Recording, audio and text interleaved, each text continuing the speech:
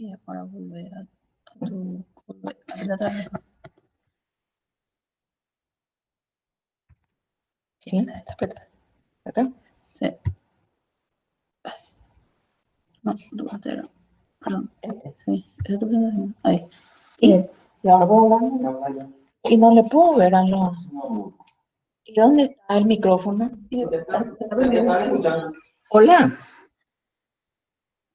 Hola. Hola, profe, sí se te escucha. ¿Están viendo la pantalla también? Sí, profe. Sí, se ve perfecto. Entonces, lo que yo quiero saber es si pasamos toda esta primera presentación y ustedes me van haciendo preguntas. ¿O cómo quieren? Porque hace tanto tiempo que no... ¿Cómo quieren proceder? Están escribiendo en el chat, profe. Dicen que sí. Espera un poco. Para revisar el chat. Es la primera vez que estoy haciendo esto, así que van a tener que tener paciencia.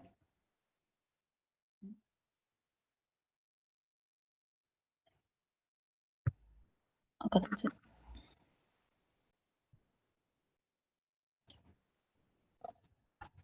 Ok. Y ahora, ¿y cómo puedo tener todo así? No puedes. O sea que yo no puedo ver el chat mientras estoy. No. ¿Cómo paso? Aprieta la... Ahí con tu No, aprieta. con esto.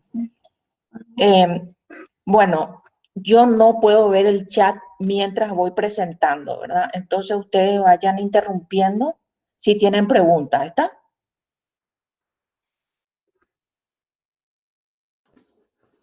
Dale, profe.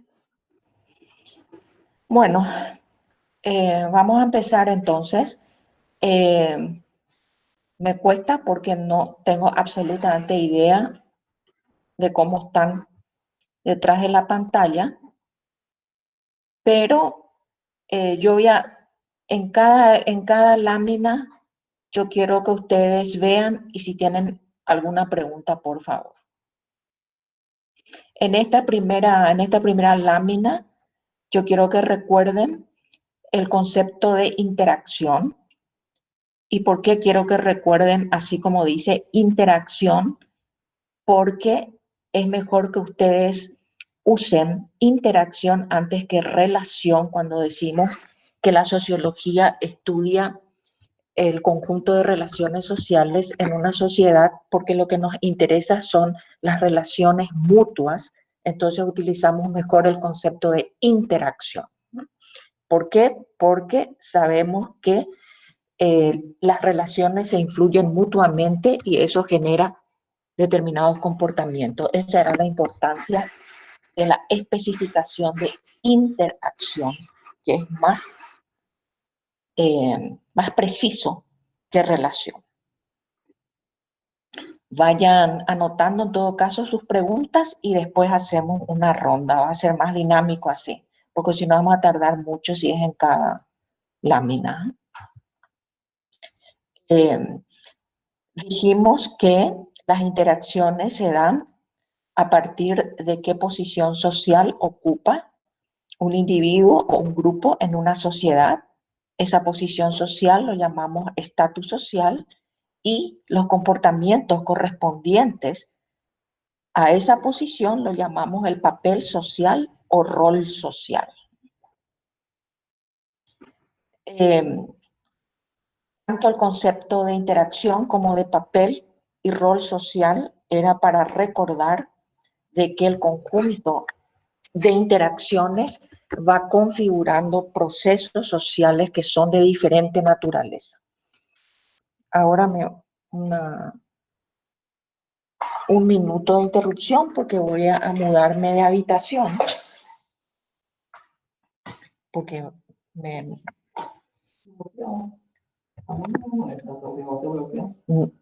Parece que te molesto. O vos te mudas.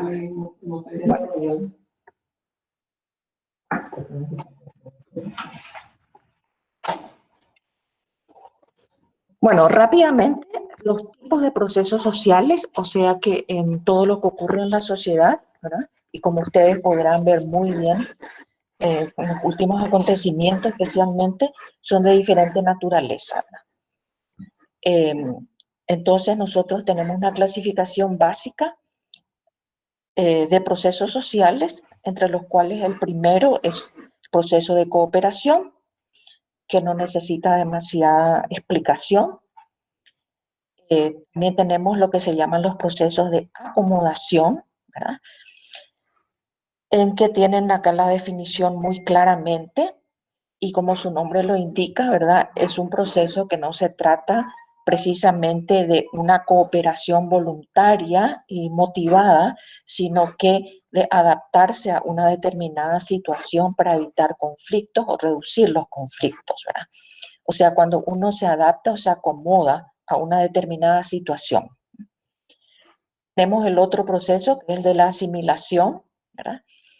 En que uno va aceptando, dice, las pautas de comportamiento de la otra parte. O si ustedes quieren ampliar el concepto, se usa mucho en procesos culturales, ¿verdad? La asimilación cultural, o sea, cuando un grupo, un individuo, entra a integrar una cultura distinta, ya sea a través de subgrupos o a través de toda la sociedad, ¿verdad? O de un grupo dentro de una sociedad, lo que puede ocurrir entonces es que entra en un proceso de asimilación, ¿verdad? Para poder integrarse a ese grupo o a esa sociedad. Entonces el concepto de acomodación y asimilación se usa mucho para explicar los procesos socioculturales. Después entramos al proceso opuesto al primero que vimos, que es el proceso de conflicto, ¿verdad? En que ustedes ya pueden imaginarse que se define conflicto cuando las partes que están interviniendo en el proceso tratan de excluirse mutuamente, tratan de eliminarse mutuamente, ¿verdad? Pero hay una gradación en el conflicto, ¿verdad? La gradación máxima sería cuando la eliminación en el conflicto puede ser incluso física, ¿verdad? O simplemente sacarlo de la competencia o del juego en ese momento a los rivales. Acá, igual que ocurrió con el proceso de cooperación en que vimos sus matices como la acomodación, la asimilación, tenemos también procesos de conflicto que no son extremos y uno de ellos es la obstrucción, que dice, ¿verdad? En que se trata de impedir que los contrarios logren sus objetivos. Creo que eso es muy claro, ¿verdad? La competición o competencia, que es lo que conocemos también cotidianamente, es un concepto con el que estamos mucho más familiarizados. Y lo que tiene de claro la competencia o la competición es que se conocen las reglas de juego. Entonces se supone que es un proceso que podemos controlar hasta cierto punto porque sabemos qué es lo que podemos hacer y sabemos lo que los rivales o los competidores también pueden hacer, que es lo que queremos decir con las reglas del juego. Aquí van observaciones muy importantes, similares a las que yo siempre decía al terminar una presentación, de que cuando uno observa los procesos sociales en la realidad, estos no se dan en forma pura. O sea, no hay procesos de conflicto en forma absoluta, no hay procesos de cooperación en forma absoluta en la realidad.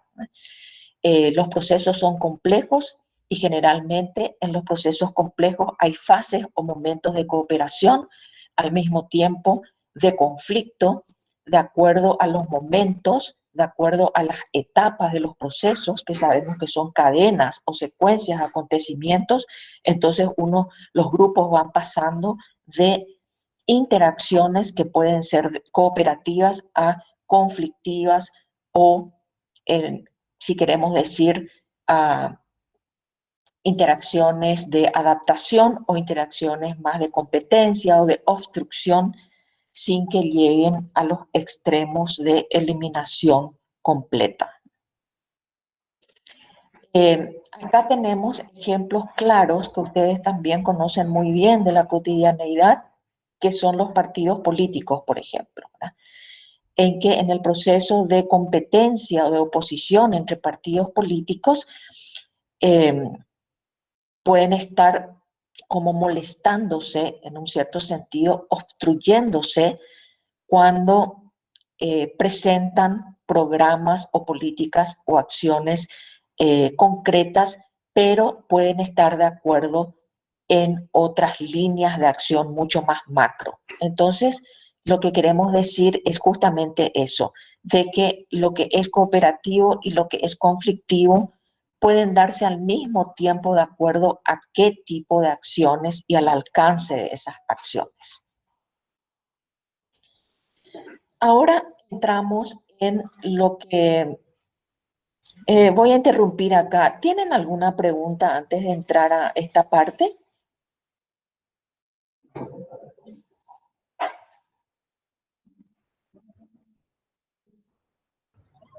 No, profe. ¿Está todo bien? ¿Cuántos están conectados? ¿Saben cuántos están conectados? Que me da curiosidad. 42 personas, 42 personas. Ah, bastante, ¿eh? O sea, no, la verdad que no sé si es bastante o no. Son 154 estudiantes. Bueno, ¿por qué interrumpí para hacer consultas antes de pasar a esto? Es muy importante y por eso retomamos esto que nosotros ya tocamos en las últimas clases presenciales. ¿Por qué el concepto de proceso social? Acuérdense, los procesos sociales son procesos complejos que se dan en un transcurso de tiempo más o menos prolongado. Los procesos no se dan en un solo momento muy breve, sino generalmente nosotros definimos procesos como una secuencia, una cadena de eventos, ¿verdad?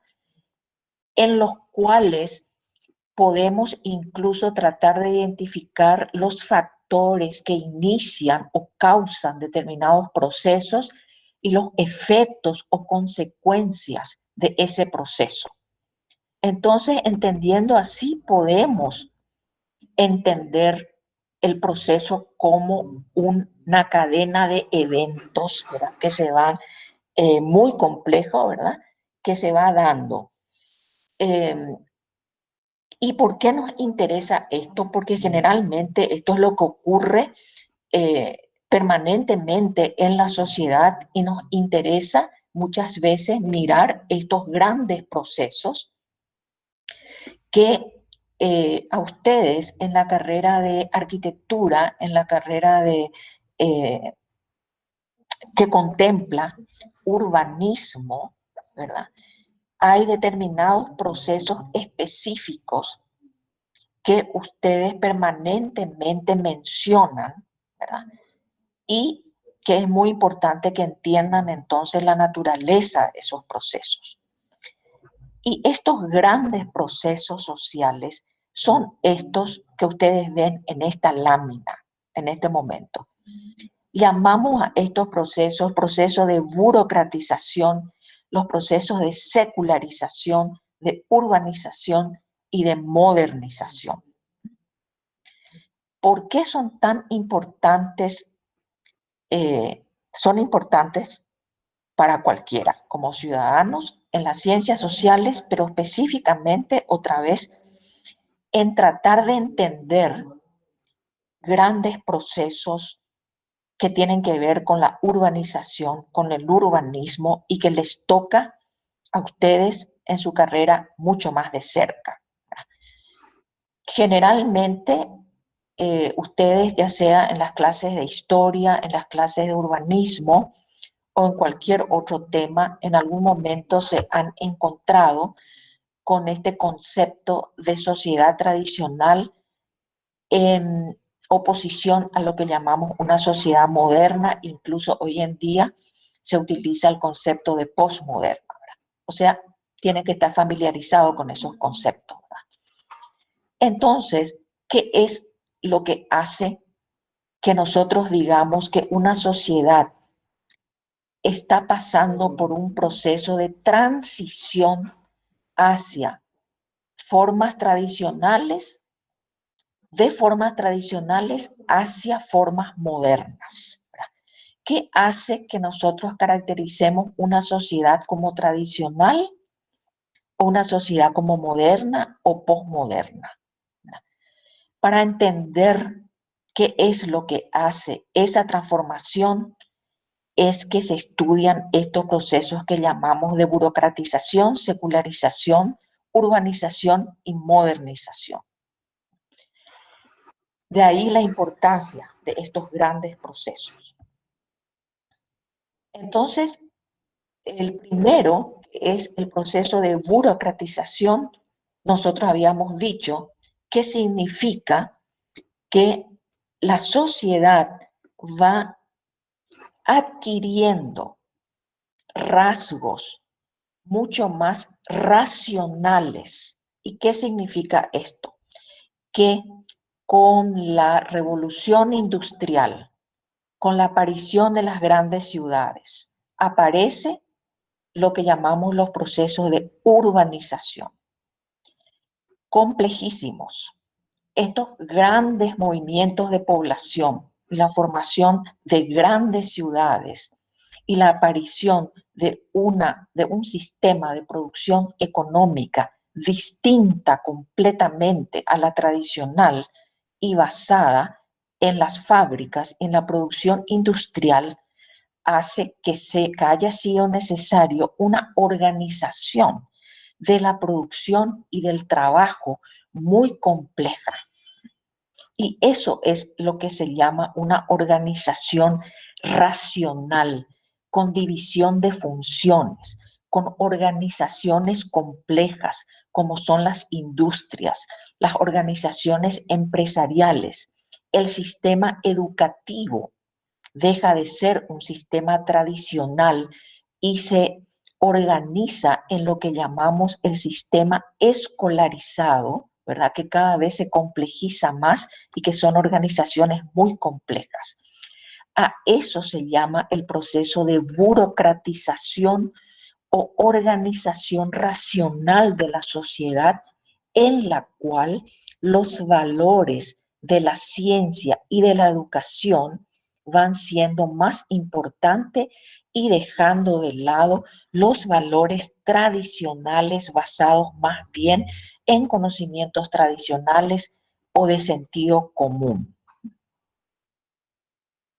Entonces, las grandes burocracias, las organizaciones burocráticas complejas se caracterizan por ser organizaciones que tienen reglas o regulaciones, ¿verdad? Que definen las tareas de acuerdo a las posiciones que tienen los grupos o individuos en esas organizaciones. Entonces tienen las normas específicas con sus criterios específicos y sus tareas específicas, ¿verdad? Que eso, cuando se complejiza tanto y nosotros nos quejamos de la burocracia, que es lenta y que es gigantesca, es justamente porque es tan compleja que la sección o los individuos o el grupo que tienen determinados roles o funciones ya ni siquiera saben los roles o funciones que tienen los que están al lado u otros grupos, y como que se deslindan las responsabilidades. Por eso decimos cómo ciertos trámites se pierden en la burocracia. Entonces aquí se explica características de lo que es la organización burocrática y cómo las sociedades modernas, por ser tan complejas, como ya dijimos, son sociedades que se caracterizan por ser sociedades burocratizadas. Y ahí hay ejemplos que son muy claros. Pasamos al otro proceso social que nos interesa mucho, que es la urbanización, y ya hemos dicho que se da como consecuencia de las fuertes concentraciones de población y también por ese sistema de organización del trabajo que ya es un trabajo profesional. ¿Y por qué decimos profesional? Porque también ya hay un sistema educativo que va formando a las personas y va formando en profesiones específicas que responden a las necesidades de las grandes organizaciones económicas y empresariales. Aquí pasamos al otro gran proceso que se da por este debilitamiento de la sociedad tradicional, ¿verdad?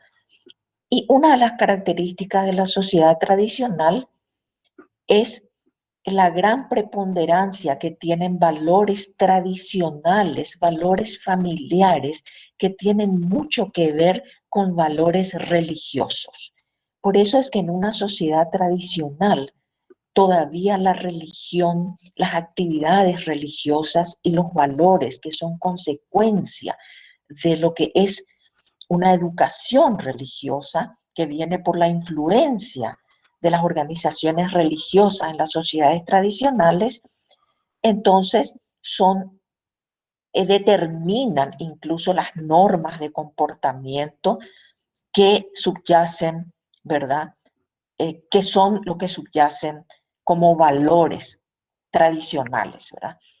Entonces, cuando se debilitan estas instituciones religiosas por la complejización de la sociedad, por la burocratización y también por el desarrollo de la ciencia, el desarrollo de las profesiones científicas, entonces decimos que las sociedades se van secularizando, o sea que los valores que van predominando no son valores tradicionales ligados a lo religioso, sino que son valores laicos, valores que se vinculan a lo racional, a la ciencia, a la organización de la sociedad en base a lo que llamamos el Estado que está desvinculado de la Iglesia, ¿verdad?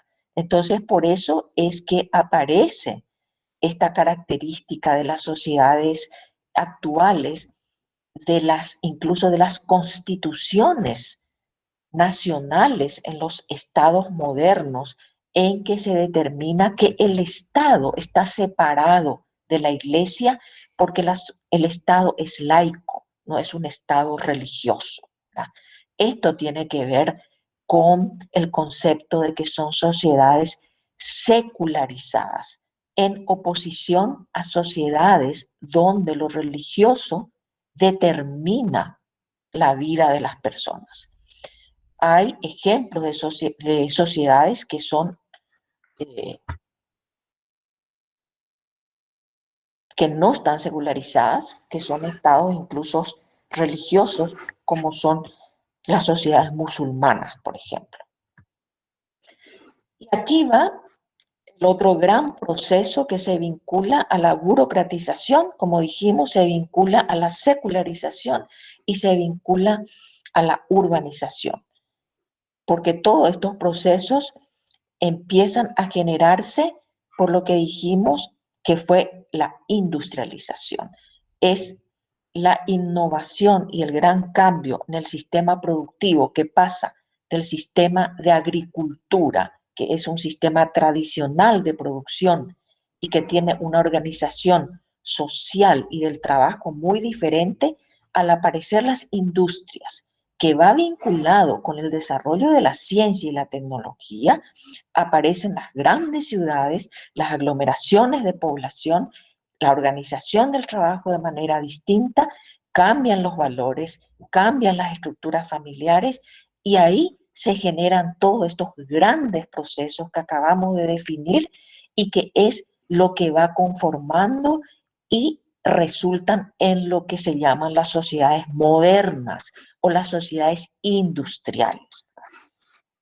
Y ahora incluso ya estamos nosotros utilizando muy frecuentemente el concepto de sociedad postindustrial o sociedad posmoderna. ¿Por qué? Porque la ciencia y la tecnología otra vez ha dado un gran vuelco, una revolución tecnológica con las redes sociales, con el Internet, ¿verdad?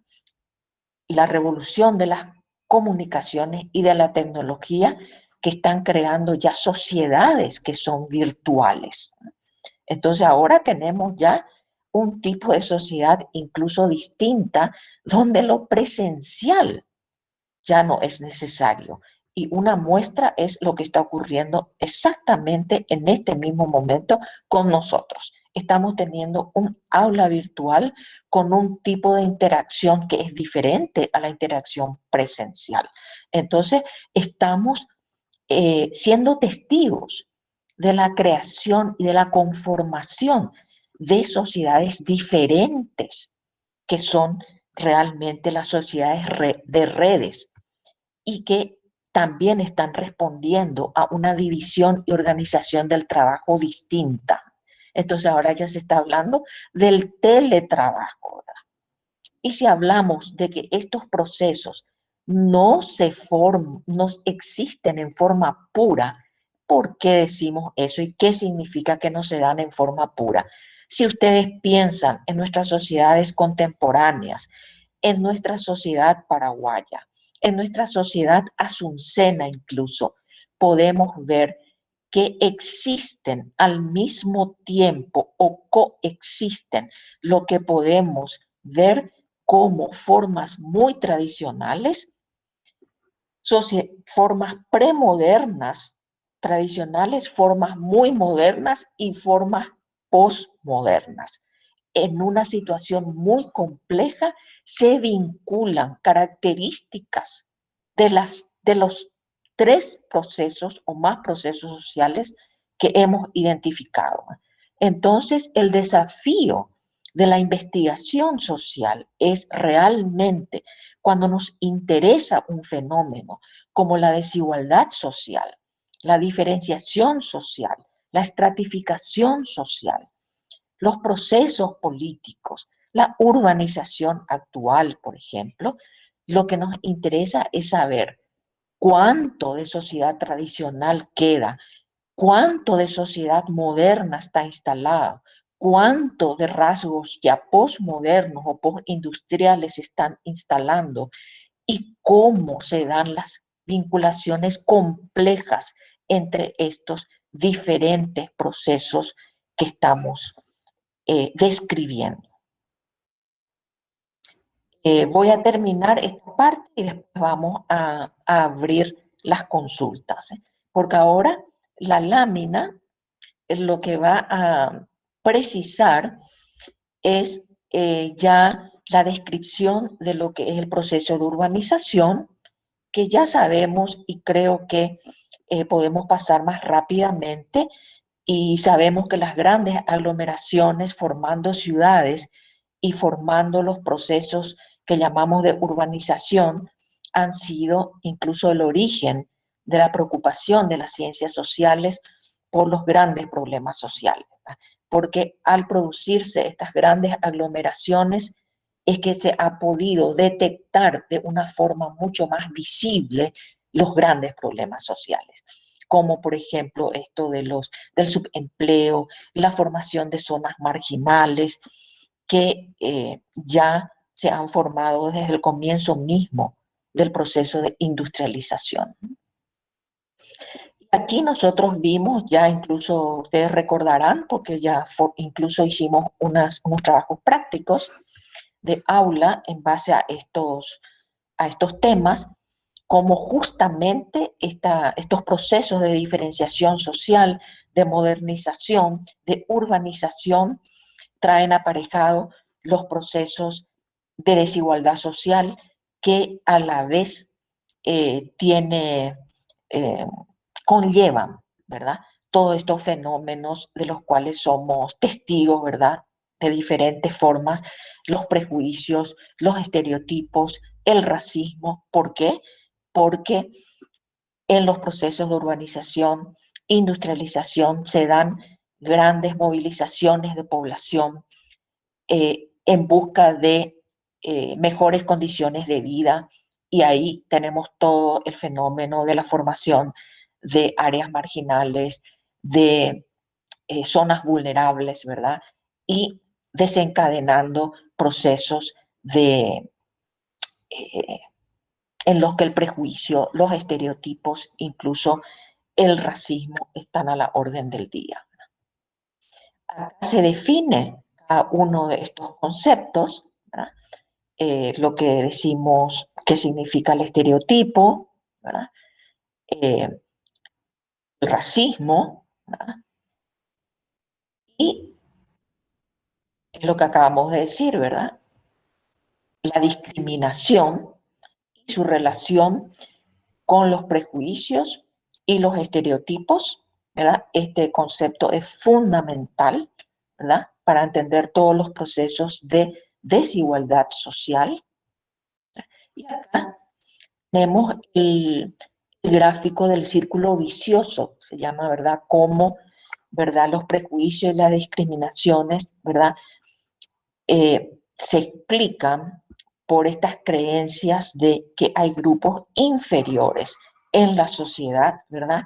Y que entonces los grupos que están vulnerables o en desventaja social generalmente se justifican porque a veces se los considera que son naturalmente, entre comillas, inferiores, ¿verdad? Eso a la vez refuerza el prejuicio y la discriminación y así se van reproduciendo las estructuras de desigualdad social. El otro concepto relacionado con esto es de lo de las minorías, que quizás en nuestra sociedad paraguaya todavía no tenga el nivel de complejidad y de conflicto social que tienen otras sociedades, como por ejemplo en Estados Unidos, en Europa. Ahora ustedes saben que las redes sociales están invadidos por todo tipo de protesta o contraprotesta al evento tan penoso, ¿verdad?, que ocurrió en los Estados Unidos, de represión policial que terminó en una muerte de una persona negra, ¿verdad? Eso desencadenó una serie de movilizaciones sociales. Entonces, allí en esos países, ¿verdad?, los conflictos son mucho más complejos por la presencia de minorías de diferente naturaleza. Esto tiene que ver con la migración, ¿verdad?, para ir vinculando un poco todos los procesos que estamos mencionando. En Europa lo mismo, ¿verdad? Sabemos las migraciones actuales de países pobres, de continentes pobres y todo lo que trae aparejado en cuanto a rechazo, discriminación en los países centrales e incluso exclusión y muerte física, incluso hacia estas minorías.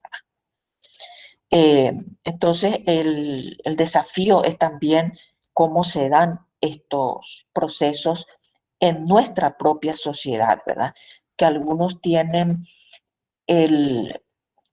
diríamos, como una visión optimista o muy ingenua de que nosotros no tenemos conflictos raciales como en esas sociedades, y me gustaría que ustedes piensen muy cuidadosamente si realmente nosotros no tenemos conflictos raciales o de fuerte discriminación social en nuestra propia sociedad.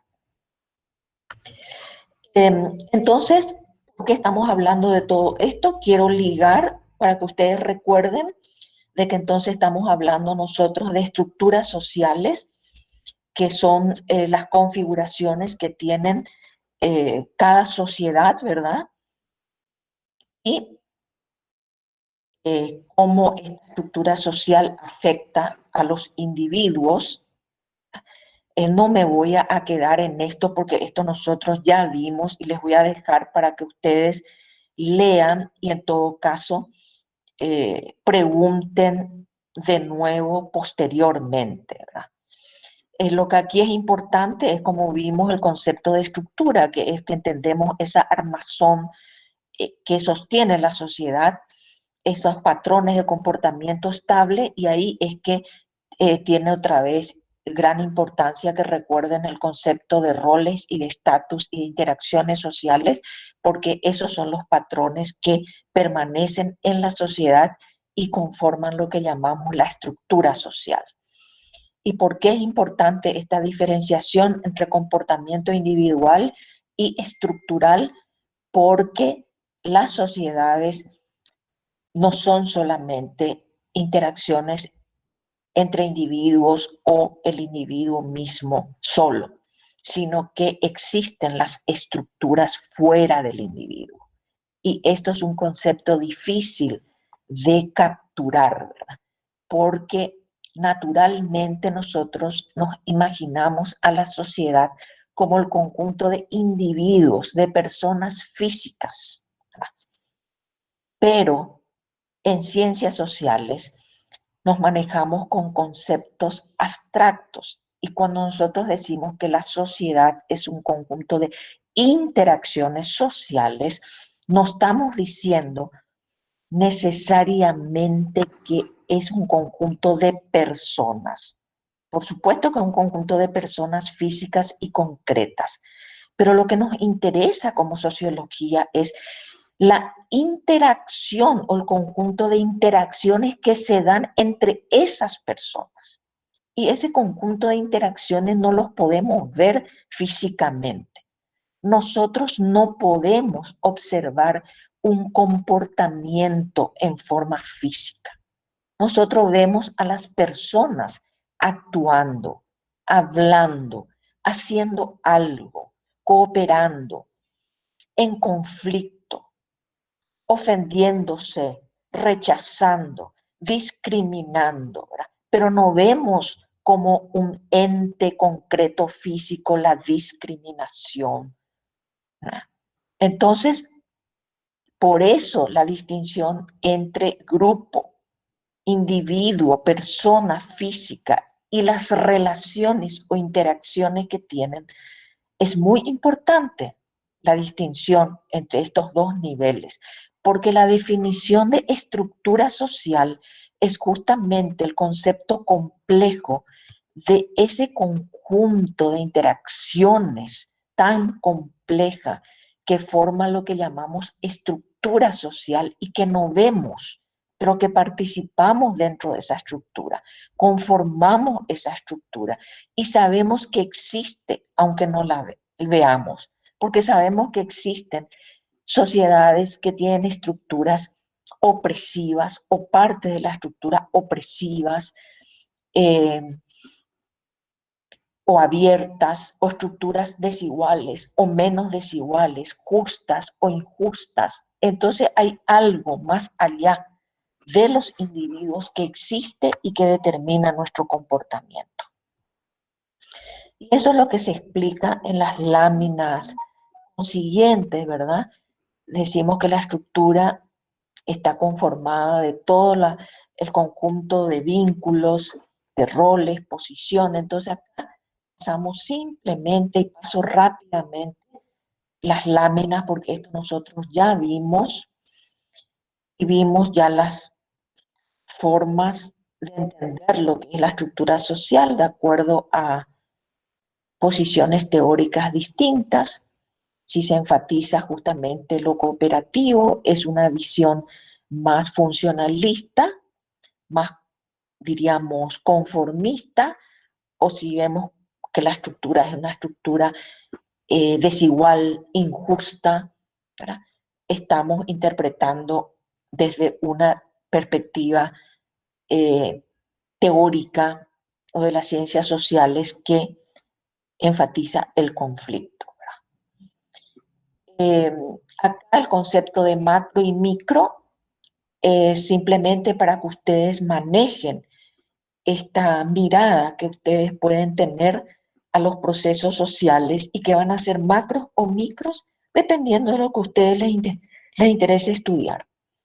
Si a ustedes les interesa la estructura social paraguaya, en ese sentido es una estructura macro. Pero si aparte de la estructura social paraguaya les interesa ver cómo es la estructura social rural, entonces lo rural sería una microestructura dentro de la macroestructura de la sociedad total paraguaya. Si les interesa una estructura moderna, una sociedad moderna o microsociedad moderna dentro de toda la sociedad paraguaya, entonces eso es una perspectiva que va a ser micro dentro de una perspectiva macro.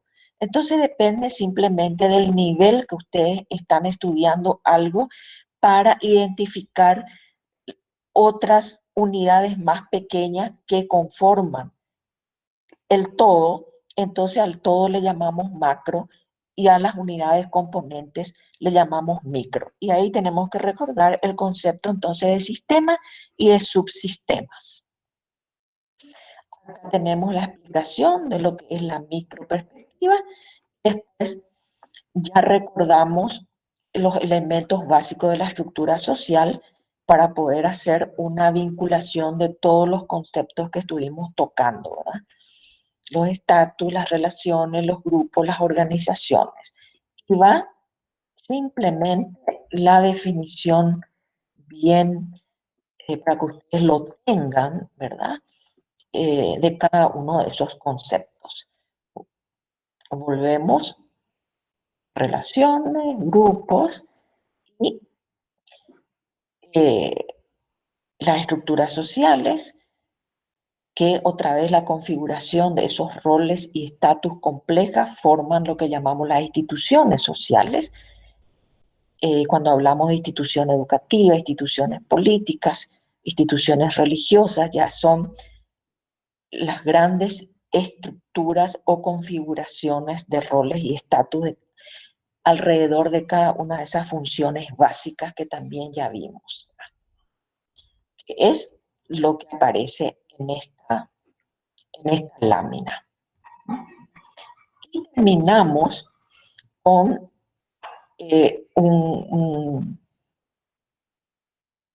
una de las formas en que se presenta la estructura social, que es la estructura de estratificación, o sea, de diferenciación social, que tiene que ver con la desigualdad. Y nosotros ya vimos lo que era la estratificación, hicimos un trabajo sobre eso incluso, ¿verdad? Y hemos visto lo que muestran estas láminas. Ustedes recuerden, acá falta la fuente de este gráfico, que simplemente presenta también y gráficamente una estructura piramidal de estratificación en que cada nivel es un estrato, ¿verdad?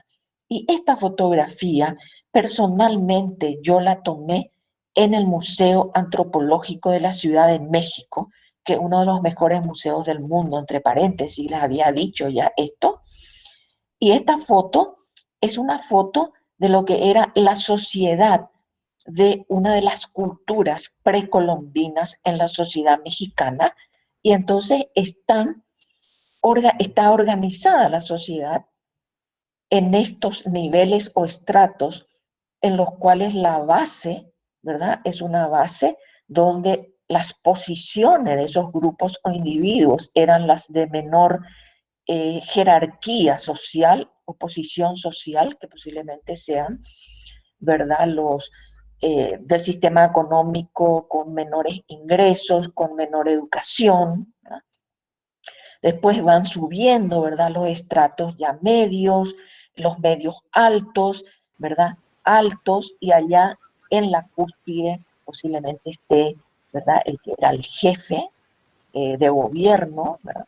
En este caso, como era una estructura precolombina, ¿verdad? Habrá sido el jefe de esa cultura, ¿verdad? O el gran sacerdote a la vez, ¿verdad? Y en la capa más alta, ¿verdad? Los jefes políticos y sagrados en ese entonces. Esta estructura piramidal aparece en todas las sociedades de conformación distinta, ¿verdad? Y cuanto más forma de pirámide tiene, más desigual es, ¿verdad? O sea, una base amplia con los estratos de niveles inferiores y una cúspide muy, muy fina y muy pequeña con grupos y organizaciones que concentran el poder económico, político, social y cultural. Entonces, con esto terminamos estos conceptos de esta unidad, 2 unidades, y voy a abrir las preguntas. Supongo que me tengo que ir acá.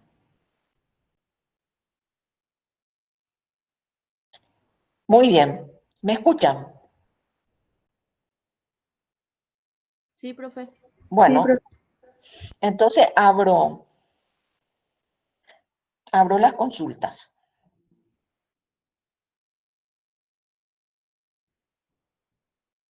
Acuérdense también que van a tener el foro en el aula cuando ustedes puedan ver esta presentación grabada. Ustedes pueden recordar mejor los conceptos, van a tener preguntas y dudas nuevas.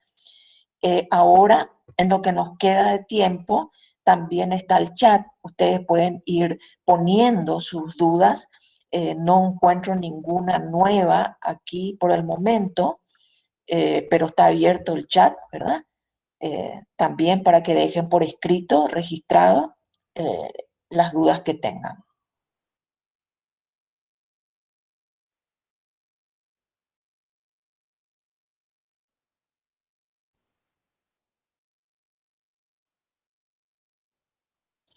Yo les imagino detrás de la pantalla, no sé si estarán o no ahí.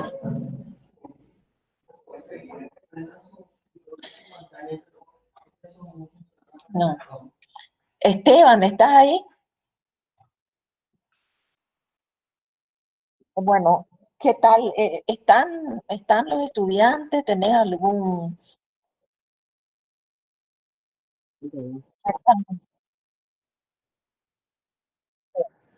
Perfecto. No, simplemente si es que abro la consulta y un poco comentar la presentación, cualquier tipo de comentario es sumamente bienvenido, más todavía en esta situación, ¿verdad? Que es virtual, no tenemos la interacción directa, no les veo a ustedes, no veo el lenguaje corporal, no tiene sus desventajas, pero también tiene la ventaja de que pueden registrar su pregunta o consulta ya y en cualquier momento podemos ir aclarando.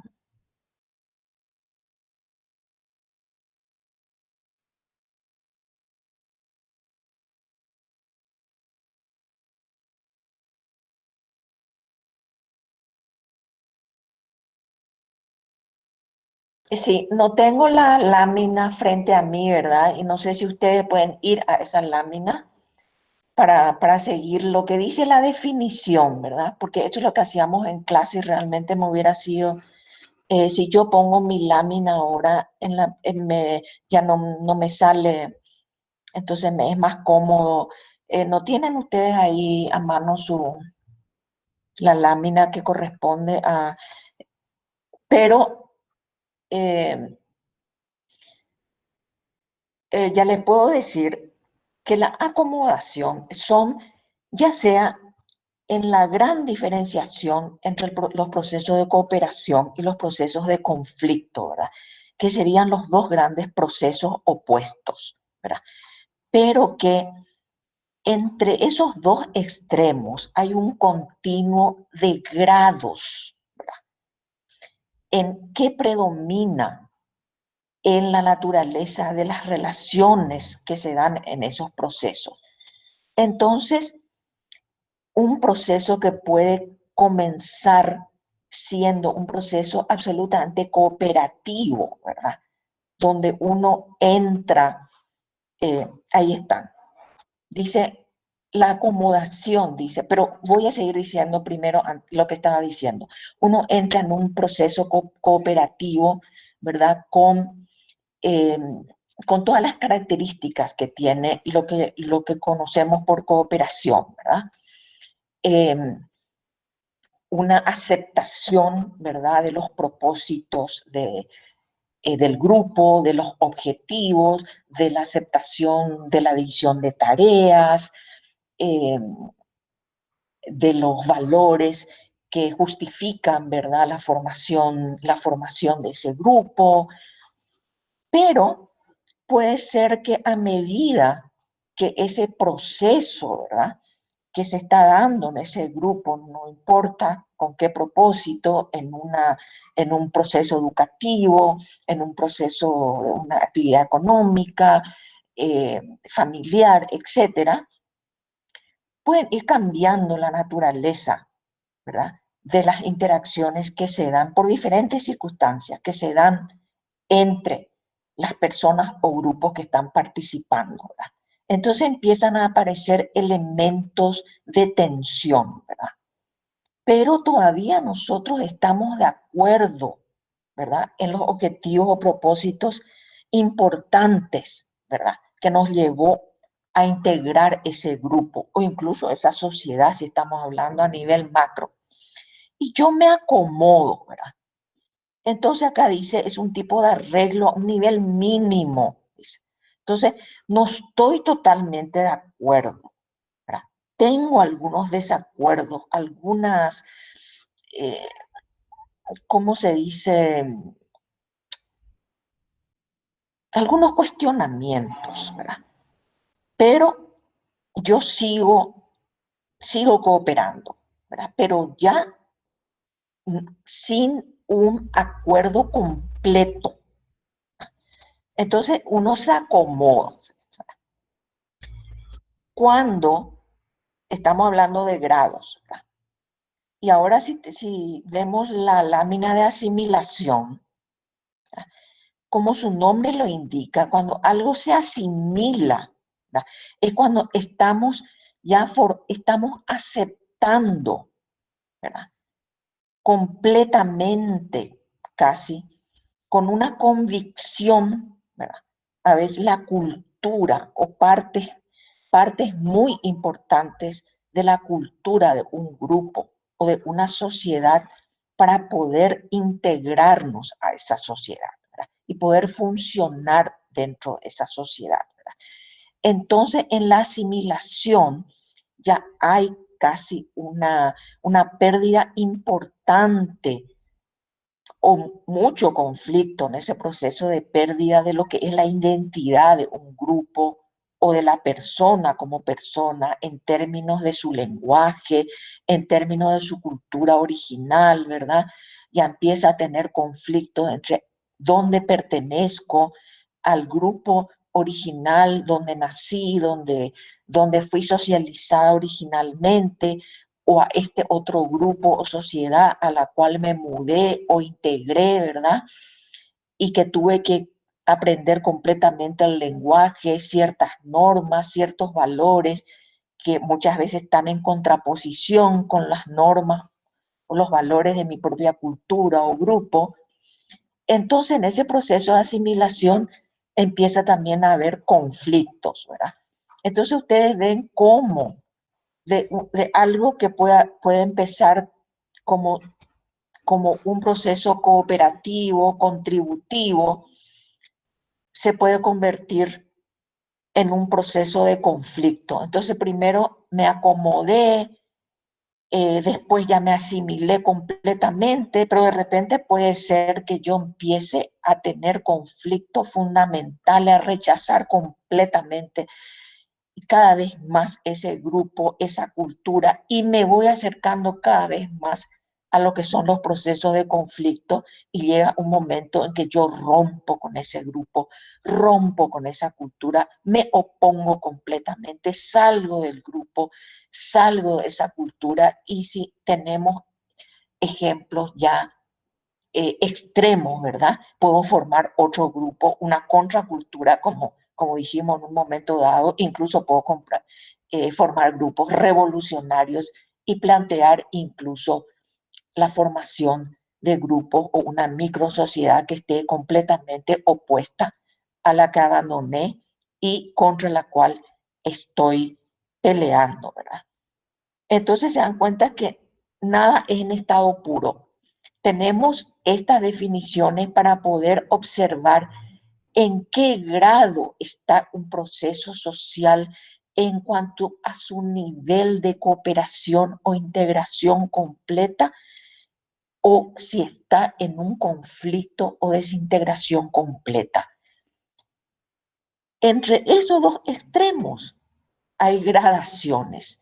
Y esas gradaciones es lo que podemos llamarle una acomodación que no sé si estoy totalmente de acuerdo, pero acepto todavía. Tengo que funcionar dentro de esta estructura, dentro de este grupo, pero tengo mis dudas, ¿verdad? O por otro lado, me asimilé completamente en un momento dado para poder integrarme. Por mucho tiempo estuve completamente asimilada a ese grupo, a esa cultura. De repente empiezo a tener conflictos profundos, entonces empiezan a dar rupturas y puede terminar eso en un desacuerdo completo que hace que salga completamente del grupo y ya en un conflicto completo, ¿verdad? En una tensión muy fuerte que hace que se rompa, ¿verdad? Esa estructura o mi pertenencia a ese grupo. Entonces, en los ejemplos concretos, nosotros en los ejercicios podemos ir viendo cuál es una asimilación completa, ¿verdad? Nosotros podemos decir, por ejemplo, que ciertos grupos en una sociedad, en nuestra sociedad paraguaya, lo que ustedes han dado como ejemplo en la clase, basado en la cultura lingüística, por ejemplo, grupos menonitas en el Chaco, grupos de una inmigración coreana en un momento dado, ¿verdad? Grupos de la comunidad alemana, ¿no? Que no son menonitas, por ejemplo, que son muy importantes en nuestra sociedad y que están basadas en esas comunidades lingüísticas, que tienen colegios incluso distintos, ¿verdad? Tenemos todos los grupos indígenas, las comunidades indígenas. ¿En qué grado están completamente asimilados eso? Podemos decir que en un alto grado, ¿verdad? En que les permite prácticamente funcionar dentro de la sociedad paraguaya sin conflictos profundos que amenacen a la sociedad en su totalidad, ¿verdad? Ahí estamos porque hay un proceso de acomodación y cuando es completa, una asimilación completa, ¿verdad? En que hablan el lenguaje dominante a pesar de mantener sus lenguajes específicos, ¿verdad? Participan totalmente en las organizaciones económicas, ¿verdad? Participan en las religiosas menos porque pueden tener identificaciones religiosas diferentes. Algunos han podido adoptar ya la religión dominante en nuestra sociedad. La religión dominante es la religión católica, pero hay comunidades importantes protestantes de diferente naturaleza que tienen que ver con estas comunidades lingüísticas, ¿verdad? De origen alemán, ¿verdad? O anglosajón, ¿verdad? Pero nosotros no hemos tenido procesos de conflicto en ese sentido a partir de estos grupos que planteen, ¿verdad?, romper totalmente con la sociedad dominante o con la sociedad en general y formar un nuevo tipo de sociedad. No hemos estado en ningún proceso completamente revolucionario a nivel macro, ¿verdad? Pero hay procesos de conflicto muy importantes, de reivindicaciones de clase que tienen que ver con las minorías, como las comunidades indígenas sin tierras, comunidades campesinas, ¿verdad?, que también despojadas de sus tierras forman asociaciones y reivindican, ¿verdad? Y que tenemos nosotros procesos de conflicto y movilizaciones muy importantes y muy de malestar social y de conflicto que ustedes saben muy bien en nuestra sociedad, ¿verdad?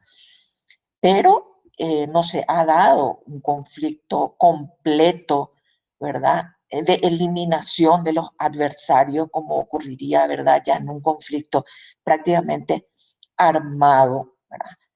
entonces tenemos todavía unas gradaciones que no llegan al extremo completo, que no es el caso de otras sociedades, ¿verdad? Que pasaron por procesos revolucionarios completos, ¿verdad? Con conflictos armados muy cruentos, ¿verdad?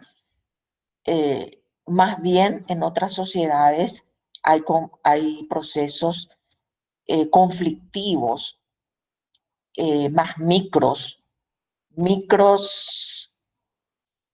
depende, ¿verdad? Por ejemplo, lo que está pasando en este momento en Estados Unidos o en sociedades europeas son conflictos dentro de las sociedades, pero que son muy fuertes y amenazan a veces incluso la estabilidad completa del sistema, como son estos conflictos raciales en Estados Unidos, pero que no llegan todavía a la dimensión, a la escalada del conflicto como fueron en otras épocas en Estados Unidos, ¿verdad? En que las movilizaciones fueron tan grandes que lograron reivindicaciones y cambios incluso en las normas y en las leyes de la propia sociedad con respecto a las minorías raciales, ¿verdad? Todavía no se llega a ese tipo de reivindicación tan fuerte como en el pasado histórico, ¿verdad? Acuérdense que en esas sociedades se pasó de la esclavitud, ¿verdad? Con respecto a minorías negras, ¿verdad? A que los negros dejen de ser esclavos y lentamente formen parte de la sociedad nacional que se llama Estados Unidos, ¿verdad? Y aún así, eso no se ha resuelto. ¿Cómo estamos con eso?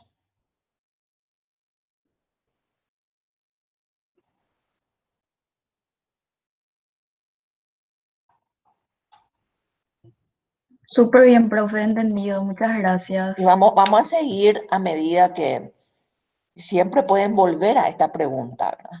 Porque cuando analicen los procesos sociales, ustedes van a ir preguntándose eso, bueno, ¿cuán asimilado está este grupo, verdad? ¿Cuán profunda es su asimilación? Si es muy superficial, posiblemente no estamos hablando de asimilación, sino una acomodación nomás todavía, ¿verdad? Entonces ahí se van a ir aclarando más en qué momento podemos utilizar acomodación, asimilación, ¿verdad? O colaboración total, cooperación total. Y cuando podemos hablar de competencia, oposición, conflicto menor, y cuando hablamos de conflictos ya estructurales muy profundos que amenazan ya con cambiar completamente una parte muy importante de la sociedad.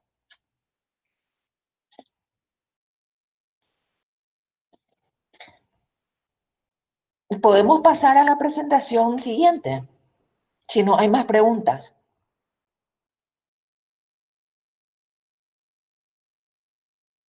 Bueno, pero por favor no olviden, yo sé que es difícil